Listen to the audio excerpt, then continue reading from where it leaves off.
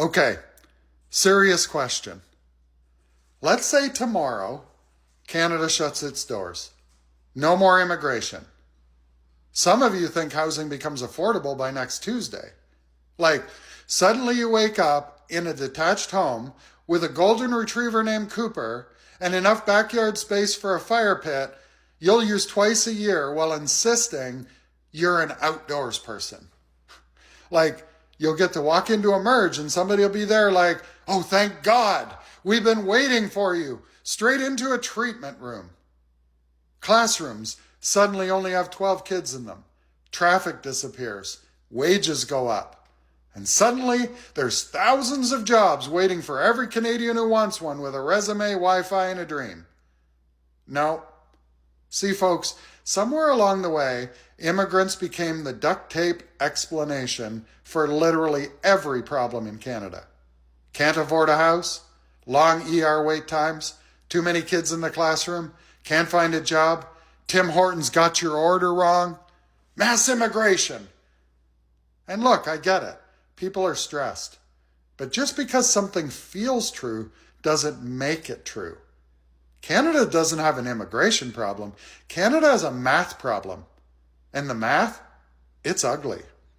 Our birth rate is sitting around 1.2 kids per family. To replace ourselves as a population, we need around 2.1. And last year, Canada's population officially shrunk.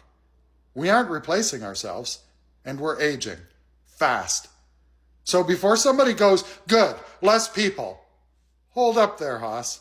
Who exactly you think is going to do the work? Who's staffing the hospitals, building homes, teaching kids, paying taxes, funding the CPP?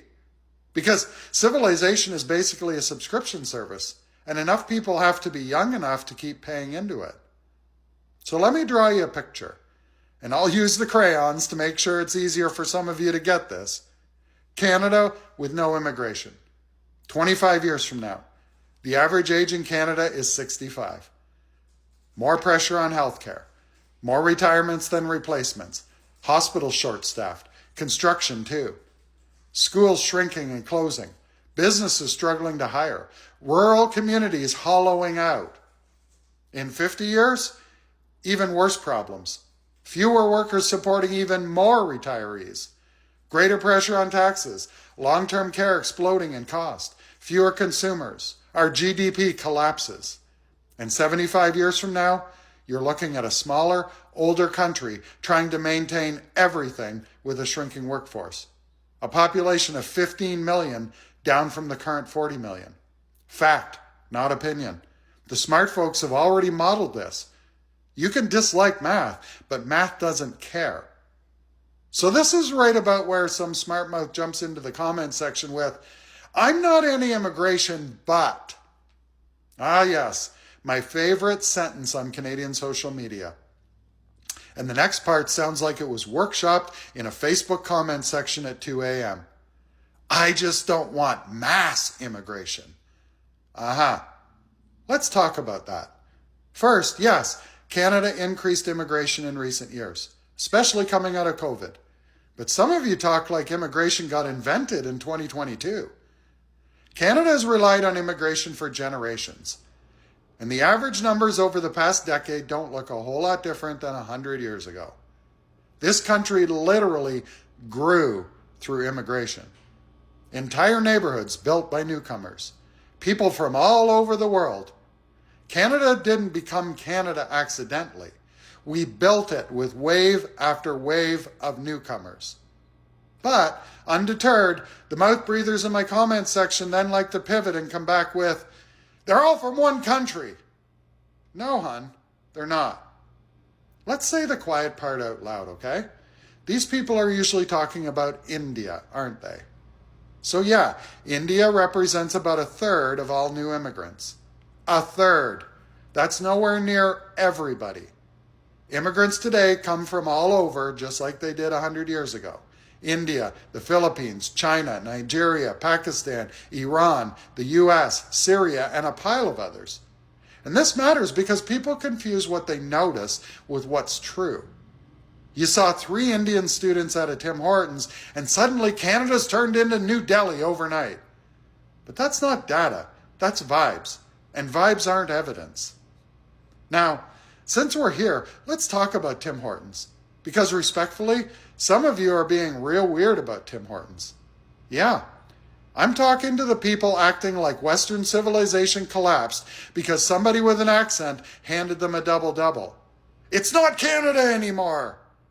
Buddy, first of all, Tim Hortons is owned by Restaurant Brands International, and profits are being extracted from your toxic version of Canada and shipped off to Miami. Yeah, Tim Hortons may sell Canadian nostalgia, but the corporate giant behind it has its executive offices in Miami, Florida, so get over yourself. Second, you're whining about what now? Entry-level, minimum wage jobs? Cool. Stepping stone jobs. Jobs people often take when they're new to a country, when their credentials aren't recognized yet, or while getting established. So, history would like a word with you, son.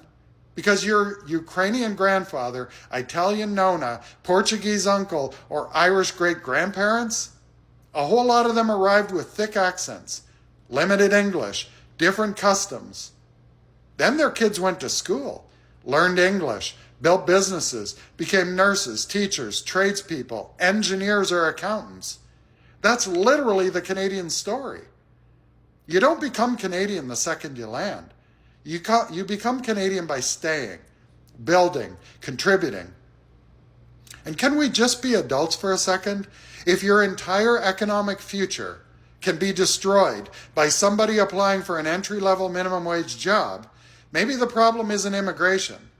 The problem is wages, corporate greed, an economy that stopped working for ordinary people. But blaming the person making your coffee for a housing crisis decades in the making, that's like yelling at the cashier because groceries got expensive.